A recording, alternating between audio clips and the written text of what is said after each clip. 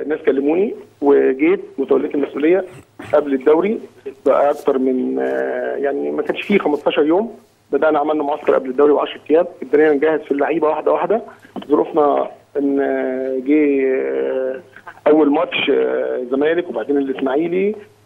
طبعا الناس مش مستعده، وانا قلت الكلام دوت، واحنا بنحاول وبنجتهد وبنوفر الامكانيات وبنحاول واحده واحده عشان خاطر نادي الاتحاد وجماهيره وي وكل الكلام اللي احنا اشتغلنا على اساسه الفتره اللي فاتت. نعم كابتن، مفيش حد وقف جنبي في خلال وجودي في نادي الاتحاد طول الفتره اللي فاتت، لا مجلس اداره ولا اي مسؤول رئيس نادي بقى اعضاء كلام من ده. انا كنت واقف لوحدي ومعايا شويه اللعيبه اللي موجودين وبنحارب عشان خاطر نعمل حاجه باسم نادي الاتحاد. والامانه كل جماهير النادي كانت واقفه معانا في ظل عدم الامكانيات، في ظل المشاكل اللي احنا فيها، في ظل. انا كنت اتمنى من الدكتور رافت ان الكلام دوت عيب. انت المفروض رئيس نادي الاتحاد، ما ينفعش تطلع تقول الكلام ده على الهواء. مدير فني تحاول التحقيق ايه؟ ده يا دكتور عفت يا سيدي الفاضل، انا خسران كتير قوي عشان خاطر ماديا على الاقل ان انا اجي امسك بعد ما انت كلمتني عشان اجي امسك الفرقه، ومع ذلك انا مرحب ومستعد ادفع فلوس من جيبي عشان امسك نادي الاتحاد. احمد ساري اللي بقى له 3 شهور شغال لوحده وعمال يلم اللعيبه وعمال هو دلوقتي اللي بيعمل مؤامره على نفسه عشان يروح يتغلب بكره 4. الناس دي بتتكلم زي هو اللي بيتكلم دوت يا كابتن. مش يبقى عارف لما انت حضرتك توعد اللعيبه من شهر 7 و6 و8 و9 و10 و11 و12 و1 و2 و3 كل شهر، الشهر الجاي ومفيش حاجه بتتنفذ. يعني اللعيبه ما قبضتش يا كابتن. عايش في كوكب تاني غير اللي احنا عايشين فيه. ما كل اسبوع كان بيكلمني قبل الماتش وبعد الماتش وشدوا حيلكم واحنا في ظهركم وهنعمل ونسوي ونعمل واطلب منه طلب واثنين وثلاثه واربعه و10 ومحدش بتنفذ. لما بيد يدفع للجهاز ولا مكافآت بتدفع للجهاز ولا امكانيات ولا عندي ملعب. عمالين نشحت كل يوم. اكلم الدكتور حسن دريس عشان يديني معسكر في الاكاديميه، اكلم الدكتور حسن دريس عشان يديني يومين زياده في الاستاد. لا عندنا ملعب ولا عندنا كور وكل الكلام دوت. الواحد بيقول معلش عشان خاطر النادي هو ابن النادي يا دكتور عفت. انا احمد ساري ابن نادي الاتحاد، انا قاعد في نادي الاتحاد. حضرتك اللي ماشي يا دكتور عفت النهارده وبكره اي وقت. حضرتك مش هتنزل مجلس الشعب، ولو نزلت مجلس الشعب مش هتنجح. انا بقول لك يا دكتور انت قاعد عشان خاطر مجلس الشعب. انا مش عايز اتكلم في فرعيات، لكن بقول لك يا كابتن ماجد يا كابتن مدحت لو سمحت الدكتور عفت يتحمل مسؤوليته كامله. اذا ما كانش قادر ان هو يتحمل هذه المسؤوليه يقول شكرا. نادي الاتحاد اكبر مني ومنه ومن اي حد. نادي الاتحاد حاجه كبيره ومحتاجه كل الناس تقف وراه، محتاجه اللعيبه ديت اذا كان عليها امكانيات تاخدها وبعد كده نحاسبهم. اللعيبه دي اخطاوا مره واثنين وثلاثه و10 ولازم يتعاقبوا ولازم يتحاسبوا، ولكن ما تجيش تقول لي ان لعيب من شهر 6 ما خدش فلوسه لحد شهر 3 وتيجي تقول لي اخسر منه 100,000 جنيه. مش معقوله. انت بتقدم كل الحلول وتوفر كل الامكانيات للناس عشان تشتغل وبعد كده تحاسبها على النتائج، لكن الجو اللي احنا بنشتغل بيه مش ممكن. ده مش جو كوره. طيب خلينا يا كابتن احمد استاذنك، انا عارف انت خلاص طلعت شحنه مهمه كانت لازم تطلع بس عشان احنا لسه في حاجات عايز اكملها يا كابتن. طب اتفضل. بقول لك ان مفيش مشكله اداريه، المشكله الاداريه مش هي السبب في الفرقه. المشكله الاداريه واستقاله مجلس الاداره 7 انفار ولا 8 انفار وقبلها باسبوع يرجعوا وبعدين هو يقول انا معاكم، لا انا مش معاكم، ويجي يقعد مع اللعيبه ويقول لهم لو المجلس جه انا في اجازه، لو المجلس ما جاش انا معاكم. ايه الكلام ده؟ ايه في الشارع؟ ده نادي الاتحاد يا كابتن مدحت.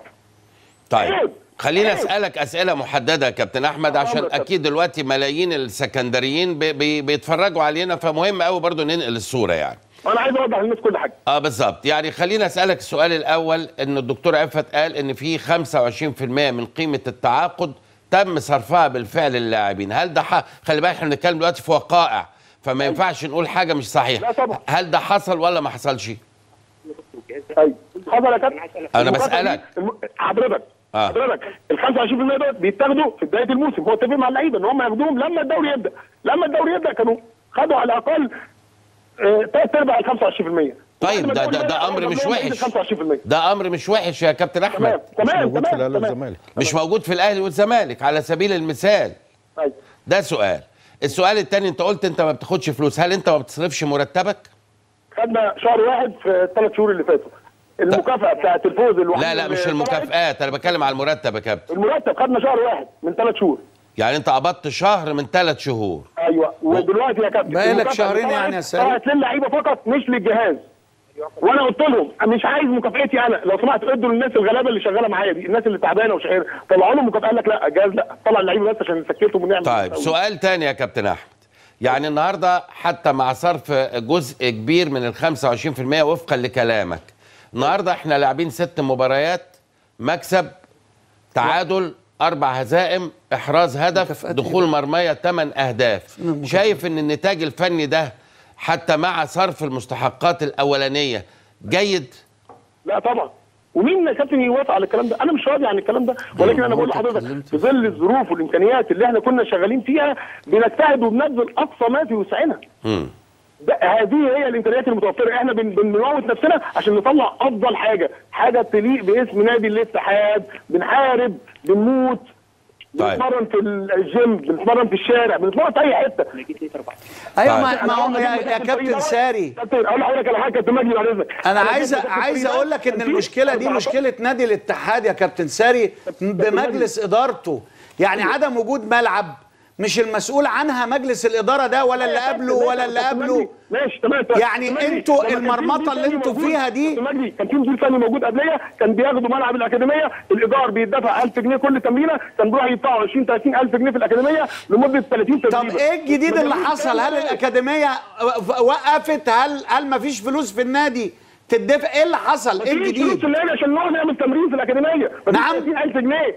المعسكر اللي انا عملته على مسؤوليتي انا الشخصيه. ايوه يعني مديونين للاكاديميه وبالتالي مش قادرين تروحوا تتدربوا في الاكاديميه. ما فيش 30000 ولا 20000، قلت لهم انا هدفع من معايا 20000 جنيه في الاكاديميه نروح نتمرن. بتتدرب فين يا كابتن ساري؟ ايه؟ بتتدرب فين؟ بنتدرب في الاستاد 3 ايام. فين؟ في الاستاد. ما هو كويس في الاستاد. طب ما يعني عايز اقول ايه يا كابتن؟ يعني انت عايز اقول لك الكابتن جوهري كان بيمرمطنا، يحس ان المرمطه اللي احنا فيها دي تطلع مننا غل، يودينا الجبل، وما نروح لافريقيا ونلاقي ان مفيش ملعب. لا بس انا عايز اقول لك على حاجه، نص فرق مصر يا كابتن احمد، نص فرق مصر اللي بتلعب في الدوري الممتاز ما عندهاش ملاعب.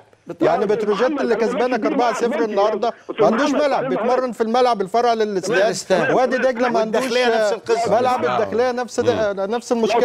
استاذ محمد صيام. ايوه يا كابتن، انا بقول لحضرتك مش عايز ملعب ملكي، انا عايز مكان اتمرن فيه. هل معقول النادي الاتحاد يعني ما بتلاقي؟ يعني هو بيوفر لك 3 ايام وبقيه الايام ملهاش ملعب يا كابتن؟ لا انا حظنا بقى، انا باجتهادي الشخصي بقى، انا مع الناس بحاول اجيب ملعب. مره افريكانو، مره بنستاذن من بتوع النادي الاولمبي، مره نروح الاكاديميه نستاذن من الناس المسؤوله. هو ده اللي بيحصل. كابتن اتفرج عليك وانت بتفرج يا كابتن مجدي. بس هو اهم سؤال ما جاوبش عليه يا كابتن. اهم سؤال ما جاوبش عليه، هل اتفق مع الهاني سليمان على ان هم يمشوا؟ لان هو اتهموا كده. هو الدكتور عفت قال ان انت والهاني سليمان اتفقوا على ان هم يمشوا من المعسكر مع اللعيبه. نعم كابتن مدحت كلم الاستاذ محمد مسلي، كلم الاستاذ ياسر منير، كلم كل الناس اللي مسؤوله في الاتحاد من اول امبارح، بقول لهم لو سمحتوا ابوس ايديكم اتصرفوا، شوفوا لي حل، هتحصل مشكله بكره. اللعيبه بيهددوا بيقولوا ان هم مش هياخدوا المعسكر، مش هيلعبوا الماتش. انتوا وعدتوني يوم الاثنين الفلوس تيجي، يوم الاحد كل الناس قبل التليفونات، لا الدكتور عفت عايز يرد ولا فلان عايز يرد ولا فلان عايز يرد. اللعيبه قال لي يا كابتن هنعمل ايه؟ قلت لهم اصبروا لحد بكره. قالوا لا مش هنصبر، الناس مش ما بتحترمناش ومش عايزين. واقف عمال كابتن ساري واقف قدام الفندق يا كابتن مجدي، لعيب بيدور عربيه اجري عليه اقول له طب استنى شويه. عايز اسال ايه اللي كان مطلوب يدفع لهم يا كابتن قبل المباراه؟ ايه بتاع؟ المفروض ان هم خدوا وعد من الدكتور عفت يوم 1/3 يدفع لهم القسط الاولاني. اللي هو بتاع ال 25% اللي بيتوزع يوم 1 ده يدفع 1/3 يدفع القسط الاولاني، وبعديها في نفس الوقت يديهم شيك قابل للصرف يوم 15/3، والدفعه الثالثه ياخدوها يوم 1/4. ده الاتفاق وهم مرتبطين بيه والدكتور عفت وافق عليه. من يوم 1 لحد يوم 7 ما حصلش حاجه. جه الاستاذ هشام حسن دفع 30% من القسط الاولاني. طيب يعني خدوا جزء يا كابتن. عايز اقول لحضرتك حاجه في النهايه، وانت لعيب كوره محترف. انا ما بدافعش عن اللعيبه يا كابتن، انا بقول لك ايه اللعيبه غلطانين. انا هقول لك بس ما ينفعش.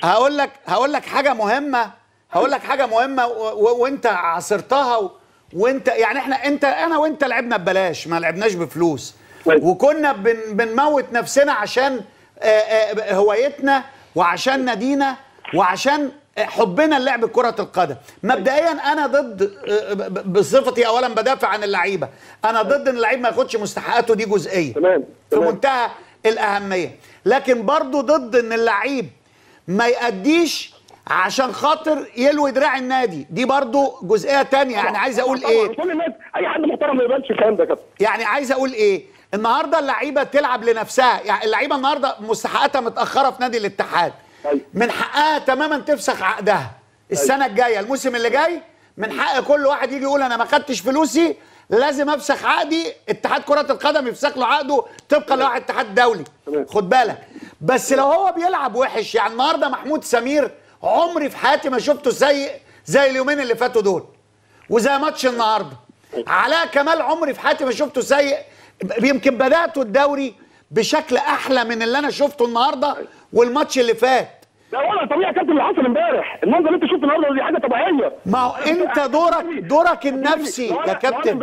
طب انا هسألك سؤال كابتن مجدي بس بشكل تاني يا كابتن احمد. بص يا استاذ محمد، كابتن احمد بعد اذنك هسألك سؤال. خليه يكمل جملته بعدين. لو انا امبارح قدمت استقالتي كانوا الناس هيقولوا ايه؟ ده احمد ساري عامل مؤامره، ده احمد ساري هو اللي ماشي اللعيبه عشان يبوظ عشان يوقع الدكتور عفت، عشان يوقع النادي.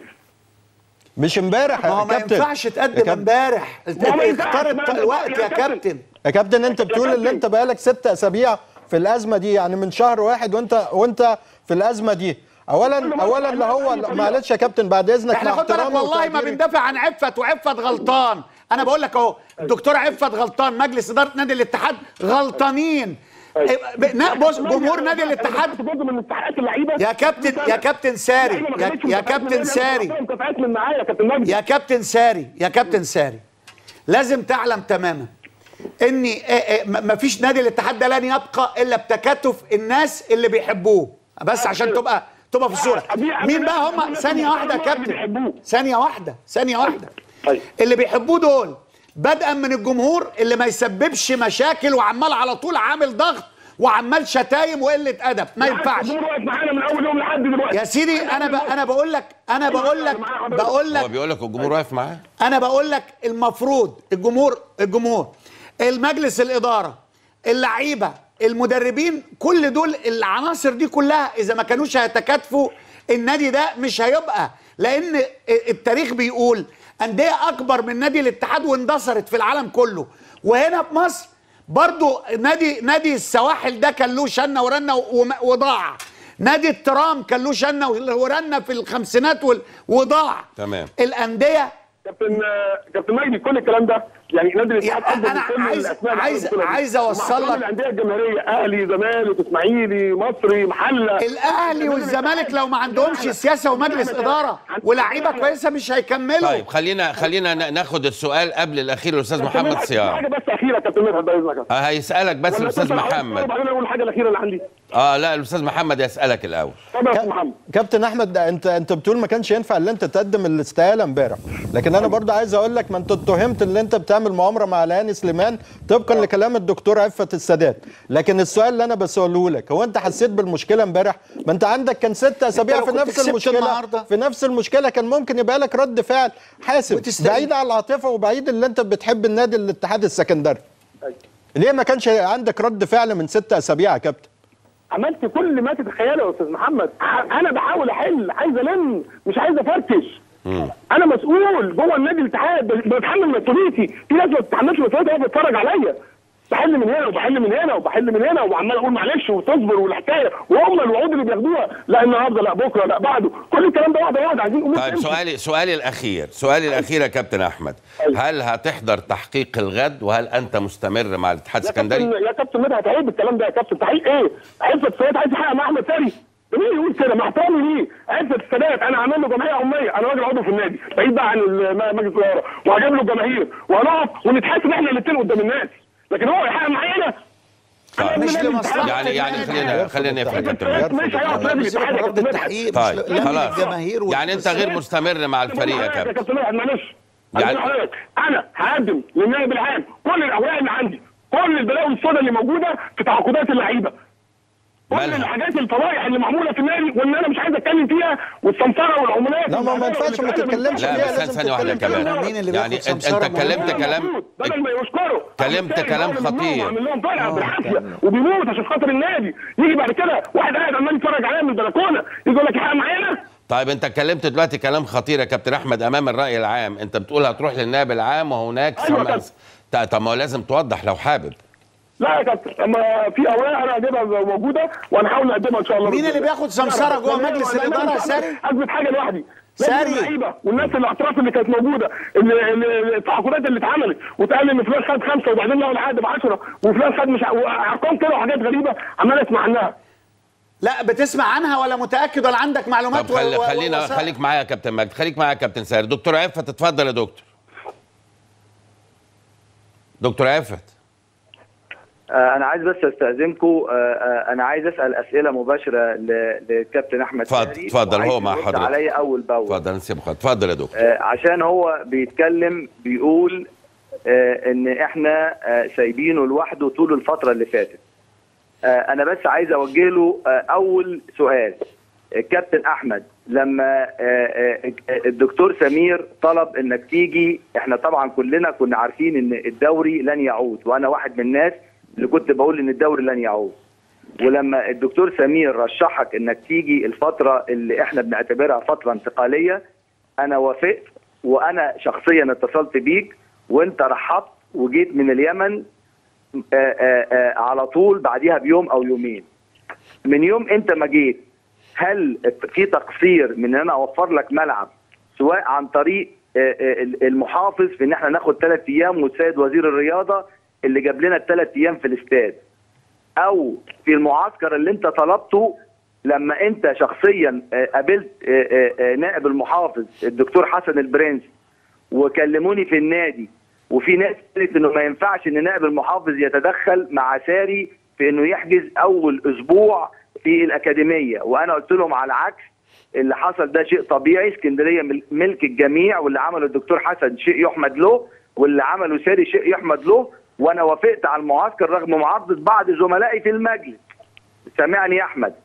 ولما خلص الاسبوع الاولاني وكلمتني يا احمد، جيت لي مكتبي قلت لي انا عايز اكمل اسبوع تاني في الاكاديميه. مش انا اللي كلمت رئيس الاكاديميه وخدت الموافقه وجبت لك الاسبوع تاني عشان تفضل المده متصله، ولا حد غير الدكتور عفت؟ اتفضل يا كابتن ساري. الدكتور حسن البرنس برضه بعدين حضرتك. ايه يا كابتن؟ وانا قبليها كلمت الدكتور حسن البرنس قلت له يا استاذ حضرتك انا ماتش الزمالك وماتش الاسماعيلي بينهم 4-5 ايام، فاستاذن حضرتك عايزين ناخد ال5 ايام دول لحد ماتش الاسماعيلي. قال لي خلاص، كلمني بعديها وقال لي ابحثك وروح الاكاديميه. ايه زي ما الدكتور عايز قلت كده، ما كانتش عايزه وناس قاعده اسمعك يا دكتور. قالوا لا اللعيبه دول يتمرنوا بس لا يخشوا معاهم. يا كابتن ساري اتفضل يا دكتور. يا كابتن ساري من فضلك، انا بس احنا بنقول وقائع، فانا عايزك بس ترد باه او لا. احنا مش في مساله خلافيه دلوقتي، احنا بس بنوضح نقط. لا يا دكتور انت في مساله خلافيه.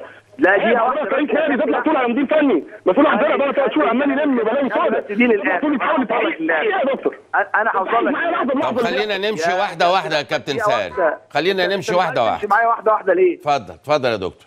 امشي معايا واحده واحده. اتفضل.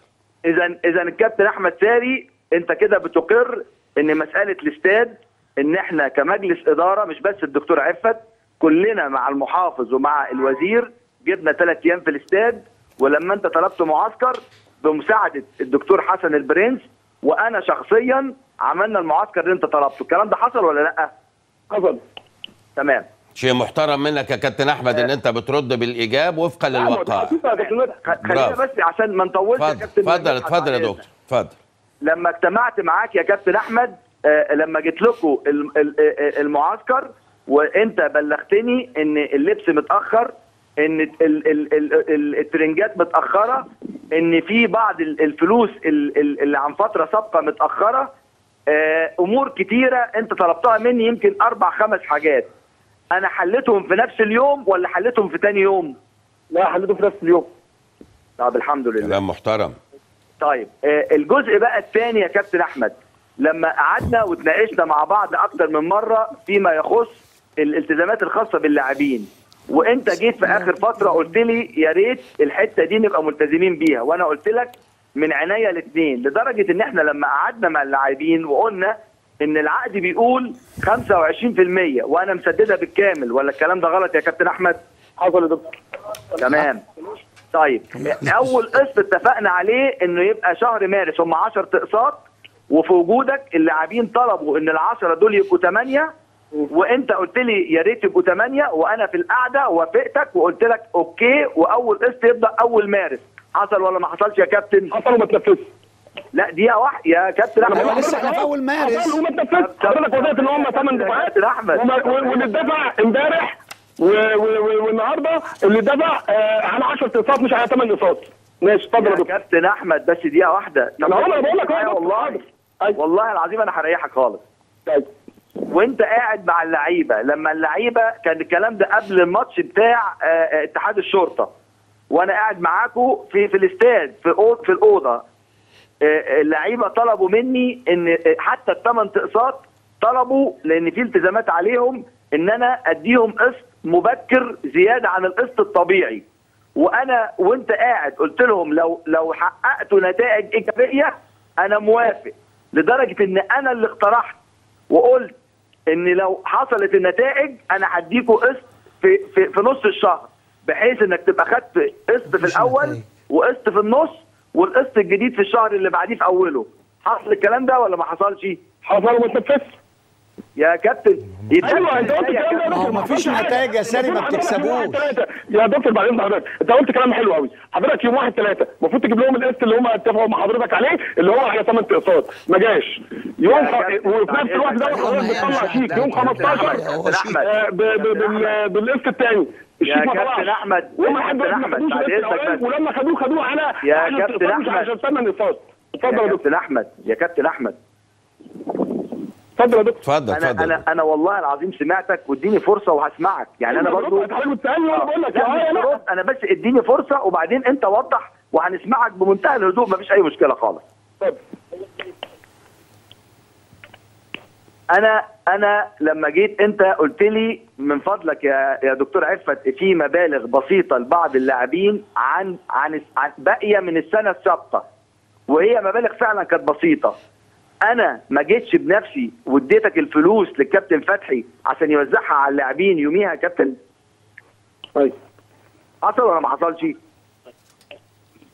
قال لك ايوه. ايوه يا دكتور. تمام انا 25% يا دكتور. دي 25% اللي حضرتك بتقول عليه ده، وانا قلت من الاول ان حضرتك قلت ان هم خدوا 25%، الفلوس دي كانت من 25%. حصل. لا غير الخمسه يا احمد. لا والله دي من 25 يا دكتور. كل اللعيبه اللي خدت ال 40,000 اللي حضرتك دفعتهم كل ده كان من ال 25%. لا المبالغ دي كانت معلقات مالهاش، انا ما بتكلمش على 40,000. لا المعلقات ما تحدش. حضرتك طلبت من مجلس القرار وبعت الماليات المتعلقات بتاعت السنه اللي فاتت، طلبتها وعملتها بقرار واتبعتت ولحد دلوقتي لم يبت فيها او مش عارفين مصيرها كان ايه. لا في عقوبات، اللعيبه عايزه تشيل العقوبات، هي بتطالب انها ترفع عقوبات. اللعيبه اللي فاضل لها مستحقات من الموسم اللي فات وحضرتك قلت لا ما لهمش. لا في عقوبات. الفلوس دي لا يا كابتن على مجلس الاداره يا كابتن ما تخلطش الامور. احنا الالتزامات القديمه مدفوعه بالكامل، ما تخلطش الامور. انت ما كنتش موجود يا كابتن احمد. اللعيبه من وجهه نظرها يا دكتور كاتب الورقه يا دكتور هي الماليات يا دكتور. ده في الاجتماع واحنا معانا اللعيبه حضرتك يا كابتن ما تخلطش الامور، خلينا نتكلم بوضوح. اتفضل يا دكتور. انا مش عارف ليه كابتن احمد مش عايز يسمعني. لا بالعكس، هو سامعك بوضوح. والجزء اللي هو شايف ان هو ما تنفذش من حقه ان هو يقول ما تنفذش يا دكتور. ما هو الكلام مش صح كده. انا بتكلم في نقط واضحه يا كابتن مدحت. طب ممكن انا اسال يا دكتور عفت كده اصلا. اتفضل. علشان ايه ما نطولش على الناس في اجزاء ربما ما يهتموش بيها. والنبي يا كابتن مدحت بس حاجه اخيره. اتفضل. حاجه اخيره. اتفضل. انا بس عايز اقول للكابتن احمد عشان ما ياخدش الامور على صدره. انا لما تجي لي معلومات امبارح ومعلومات في منتهى الخطوره تتهم واحد المفترض فيه احمد ساري زي ما بيقول ان هو راجل ابن نادي الاتحاد ومعجون بنادي الاتحاد، واحنا كلنا عارفين هذا الكلام. لما انا يتقال لي ان الكابتن احمد ساري قعد مع شخص بعينه وحصل قعدوا في وسط اللاعبين، لان اللاعبين لا يمكن تاخد مثل هذا القرار الا اذا كان في حد او قائد يقول لهم اعملوا كذا. واتقال اتهام للكابتن احمد. اسمعني يا كابتن احمد والله هسمعك. والله هسمعك. اتفضل يا دكتور. عشان بس يفهم اللي انا بعمله ده لمصلحه نادي الاتحاد ولمصلحه احمد ساري ولا في حاجه شخصيه. انا عايزه بس يسمعني للاخر. اتفضل. لما يتقال لي ان الكلام ده اتعمل بايعاز من اطراف محدده وحطوا الكابتن احمد ساري بشكل واضح وحطوا كابتن الفريق بشكل واضح. انا عليا بقى ان انا اخد الاجراء السليم عشان يا اما ابرئ ساحه هذا الرجل او ادينه بالاجراء القانوني، ولا انا امشي ورا الاشاعات واردد الكلام اللي بيتقال يا كابتن مدحت؟ انا ارد على حضرتك. اذا كان اللي جه هخليك ترد يا كابتن، خليك ترد. نعم. طيب يا دكتور عفت، الناس كلها جت قالت لي الدكتور عفت بيحاول يغرقك وبيحاول يوقعك ومش هيصرف فلوس وعمال يدي اللعيبه وعود وعمال يتفرج عليكم لحد ما تغرقوا وبعد كده يمشيك ويجيب حد تاني. جيت اتكلمت في الحاجات دي يا دكتور؟ وعود ايه يا كابتن احمد؟ اذا كنت انا مسدد ال 25% وقسط الشهر ده مدفوع منه جزء، يبقى انا بغرقك في ايه؟ يا كابتن احمد، اي حد ما بيحققش نتائج، اي مدرب ما بيحققش نتائج ما بيمشي. قلت لك يا دكتور لو سمحت لما تيجي تقعد مع اللعيبه تقول لهم يوم واحد يبقى يوم واحد، مفيش يبقى مفيش. طيب انا عايز مع استاذنكم معلش، انا عايز اقول حاجه بعد اذنكم يا كابتن. انا بس عايز اقول حاجه اخيره والنبي يا كابتن. بس كده مش هنخلص يا دكتور عفت. عايز اسال بس حاجه اخيره. طب وبعدين هسال انا سؤال. اتفضل. انا تحت امرك. اتفضل. هل يعقل يعني مع ايا كان الكلام اللي بيتقال، وانا اسف ان انا اقول ده كلام غير مقبول وكلام دون المستوى، هل معقول ان اللي ينزل بميزانيه النادي راجل اللي معايا بيشتغل معايا المسؤول عن اداره الكوره راجل محترم وان شاء الله الايام اللي جايه تثبت ان هذا الرجل المفروض انه يكافئ يعني. لما ننزل بميزانيه الكوره من 17 مليون ل 9 مليون، هل معقول ان الارقام دي المسافه الكبيره دي يكون في حد او انا اسمح لحد انه ينتفع او انه يتربح او انه حتى يستفيد ولو استفاده بسيطه؟ يعني انا افهم. انت بتتكلم تعليقا على كلام الكابتن احمد.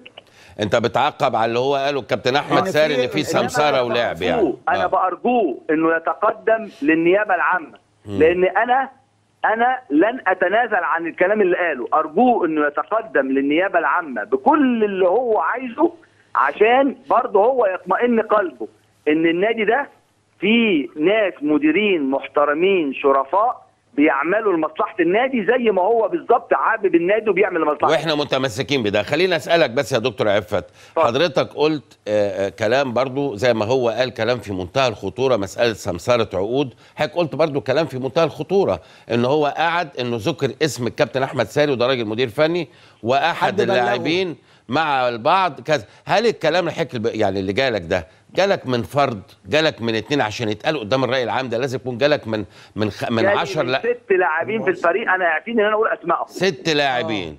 انا ده سؤال مهم لان عشان تقول ده برضو ده اتهام خطير يعني جالك من 6 لاعبين. يا كابتن مدحت انا مش بقول كلام كده، انا راجل مسؤول وانا راجل عارف انا بقول ايه.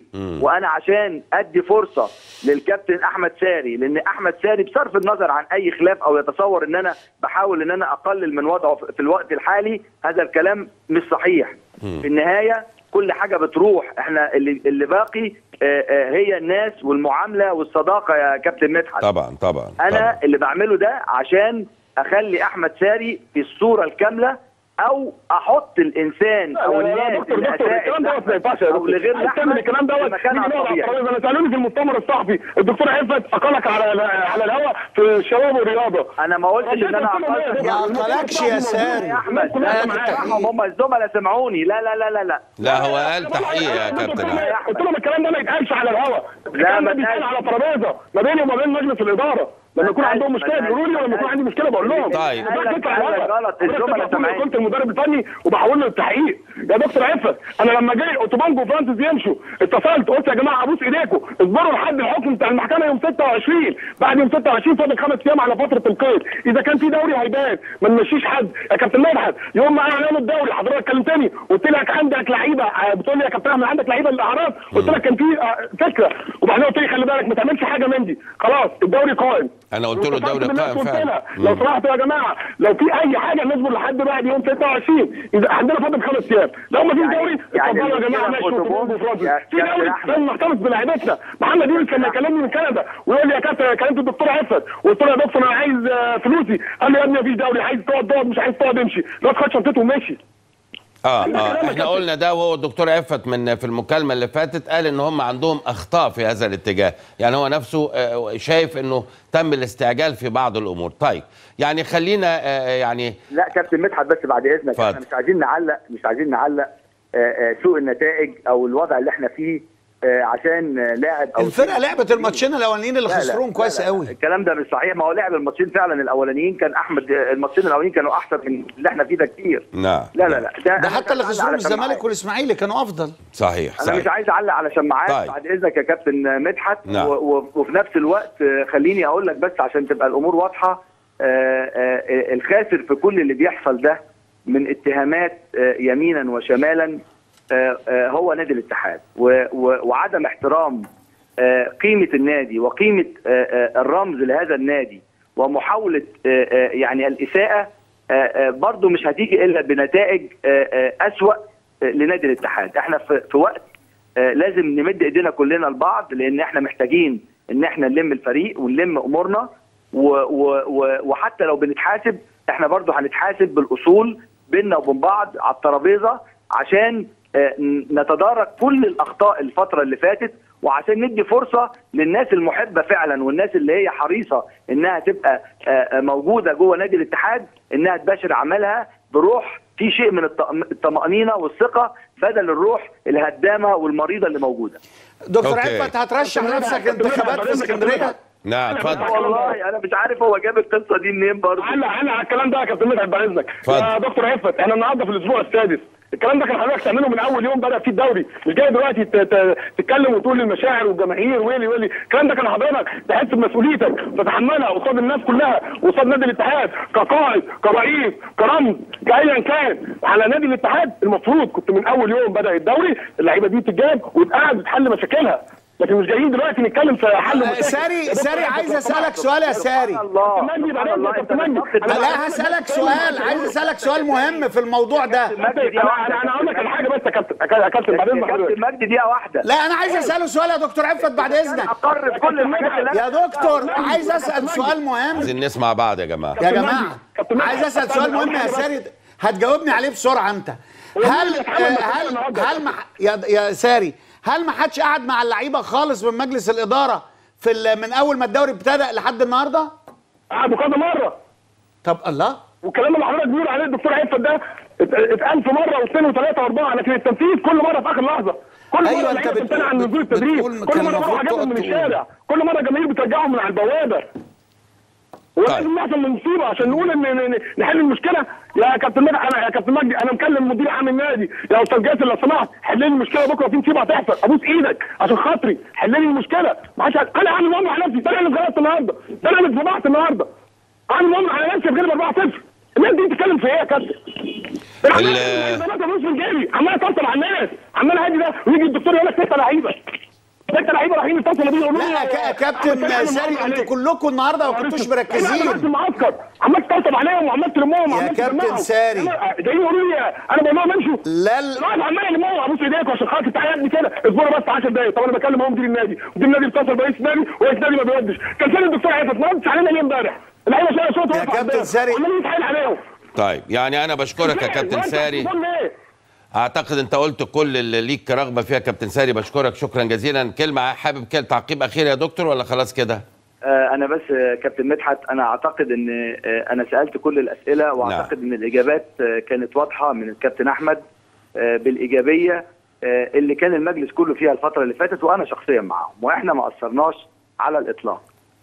يمكن الموضوع فعلا اكبر من تحمله المسؤوليه زي ما يعني بيتردد، وزي ما حضرتك ألمحت لهذا الكلام، ولكن أنا بس كل طلبي يا كابتن مدحت يعني عشان إحنا كرؤساء أندية أو كمسؤولين أرجو من الإعلام إنه لما نبدأ في يعني تحليل أو في مناقشة مشكلة، نعم، إن مستوى الكلام ومستوى الكلام كرؤساء أندية أو كمسؤولين كبار، نعم، ما نسمحش لأمور معينة، لان للاسف الشديد النهارده الفوضى الاخلاقيه اللي احنا عايشينها، والفوضى اللي كل واحد تصور نفسه انه يستطيع انه يتجرأ، الكلام ده انا شخصيا ارفضه، وانا شخصيا هتكون لي فيه يعني اجراء حاسم. لكن انا اتمنى من حضراتكم انكم تراعوا ده، لان احنا بنعمل عمل تطوعي، احنا بنحب نادي الاتحاد، انا شخصيا بحب هذا المكان وبحب اسكندريه. اذا استشعرت ان هناك اساءه انا لن اقبل الاستمرار يا كابتن مدحت، عشان نبقى واضحين. نعم. لان احنا لا نشتغل بحب ونشتغل نحس ان في عطاء من جوانا، يا اما انا برضو راجل يعني انا معلش انا مع احترامي لاسكندريه والنادي الاتحاد، انا راجل عندي مسؤوليات اخرى.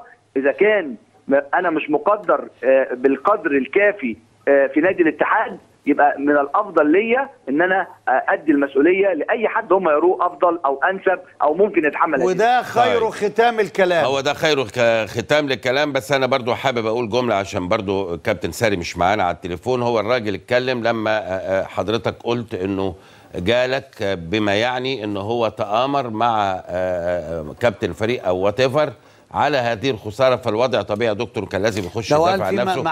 هذا هو حقه الطبيعي، يعني هذا هو حقه الطبيعي. ولكن انا بتفق معاك انه طبعا رؤساء الانديه لهم كل الحق في اللي انت قلته، وايضا المدربين المحترمين لهم حق برضو علينا، لكن يبقى في النهايه مصلحه النادي هي الاهم بالنسبه لنا جميعا. ونتمنى رأب الصدع بسرعه جدا، عندكم وقت كويس قوي ويعود مره ثانيه الاتحاد السكندري، وده اللي بنطالب بيه الجماهير.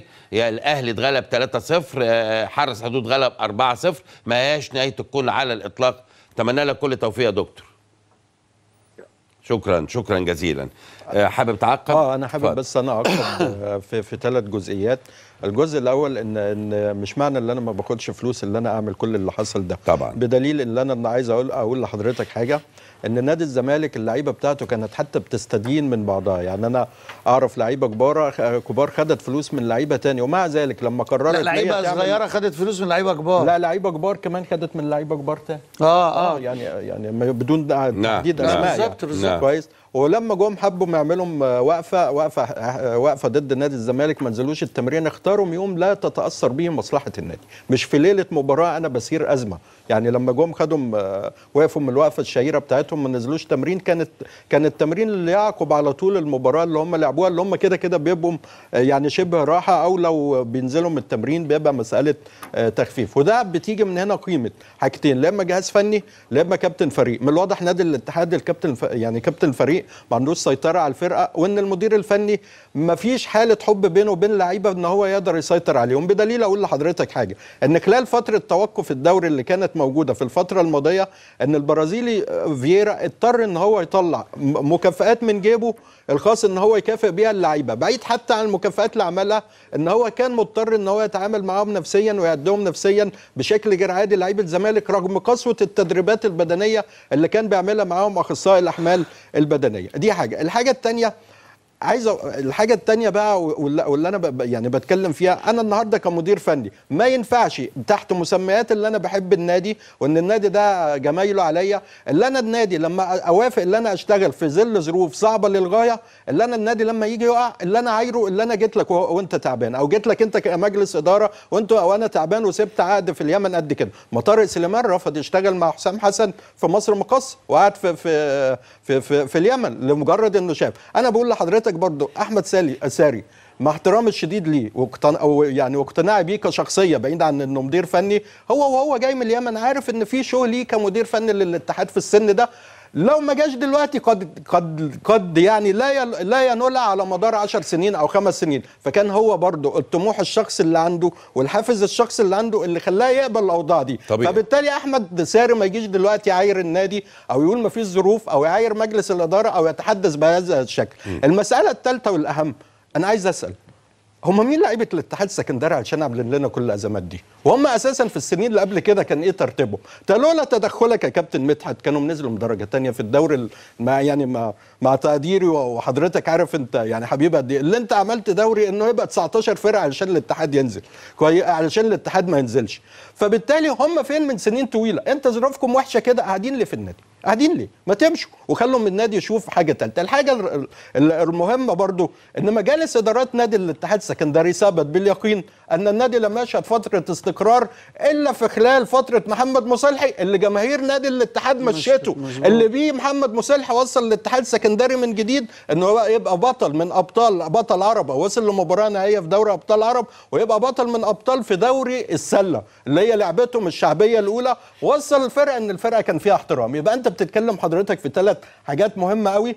ان احمد ساري نفسه مدان. احمد ساري كان عنده طموح خاص وذاتي حتى لو كان هيحققه على حساب الاتحاد، لانه كان شايف انه ممكن الحياه تبقى ورديه. بتتكلم جماهير لا تصبر على مجالس الادارات وممكن تبقى مسيسه، بتتحدث عن لعيبه لا يستحقون ارتداء فانيله الاتحاد. وانا عايز اقول لحضرتك لو خدوا فلوسهم كلها دلوقتي من الموسم هو ده اللي يقدروا يعملوه. الحل الوحيد النهارده انت بتتكلم اخطاء فنيه، هو في مدير فني او لعيبه عايزه تخسر الا اذا كان عندهم خلل نفسي؟ طيب انا فهمت كلام حضرتك، بس انا حابب اعقب يا كابتن مجدي على جزئيه ربما عندي بعض الاختلاف البسيط مع الاستاذ محمد فيها، وهذا امر جيد. تمام.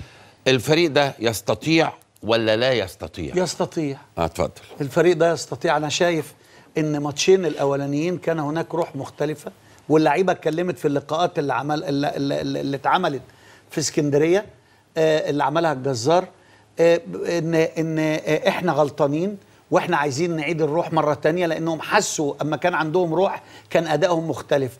ماتش الزمالك خسروا بنتيجه ضعيفه، ماتش الاسماعيلي خسروا 1-0 وبخطأ وكانوا متماسكين، المباراه اللي بعدها كسبوا، المباراه اللي بعدها تعادلوا، وبعدين راحوا خسروا ماتشين تانيين بسذاجه رهيبه جدا. ليه؟ لأن الكلام النهارده ما ينفعش يا كابتن مدحت انك انا كمدير فني مصلحتي الشخصيه مش ان انا اخد فلوس، مصلحتي الشخصيه انه اعمل فرقه كويسه، ومصلحتي الشخصيه ان فرقتي تأدي اداء كويس.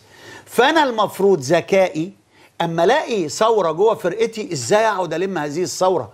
انا كمدير فني لازم الم الثوره دي لمصلحتي. النهارده لما فريق على راي الكابتن محمود بكر يترقوا 4، ال4 دول في وش مين؟ في وش ساري وفي وش اللعيبه.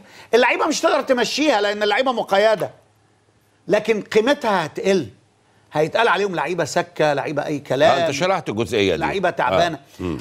انما المدرب هو الوحيد اللي بيمشي. فمن مصلحتي الشخصيه ان ما يحصلش امبارح قلاقل، مصلحتي الشخصيه ان حد لو عايز يجي ينخور في الفرقه ما اديلوش فرصه. صحيح.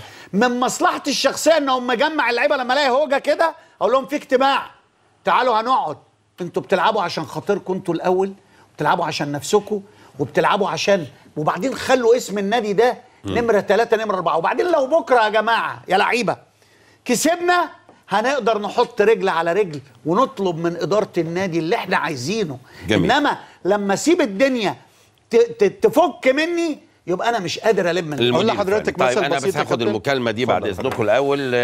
لكن انت اتفقت انما قادرين. انا بقول لك والله بص، انا بسالك كنجم كوره، يتمرنوا كويس. اولا عندهم لياقتهم تعبانه، وزنهم زايد ومهملين في نفسهم. الماتشين الاولانيين لما عملوا المعسكر الاسبوعين دوت اللي هو ما نعرفش البرنس اللي عمله ولا ابو عفت، اللي مش بتفرقش معايا مين اللي عمله. المهم ان اللي عمل المعسكر نادي الاتحاد ظهروا بمظهر جيد جدا وعملوا كرة حلوه يعني قادرين جدا. بس طلب مداخله مدير مكتب الاهرام في اسكندريه استاذ طارق اسماعيل. طارق جميل. استاذ طارق مساء الانوار. مساء الفل. اتفضل. تحياتي لكم جميعا. وحشنا صديقنا العزيز. الله يخليك. اولا انا بس مستاء جدا، اسم نادي الاتحاد كبير، لا يجوز ان يطلع رئيس النادي ولا المدير الفني ويتبادلوا الاتهامات بهذا الشكل. وبعدين انا مش بدافع عن حد ولا بهاجم حد، لكن لما اللعيبه توصل ليله المباراه انهم يسيبوا المعسكر ده اكيد بقى فاض بيهم الكيل، اكيد في حاجه غلط، اكيد في خلل كبير ظاهر في النادي. انا متصور مشكله نادي الاتحاد من زمان انه افتقاده للتخطيط، مفيش رؤيه. احنا عايزين ايه؟ عايزين نوصل بالنادي لايه؟ هو ده الكلام اللي احنا لازم نناقشه.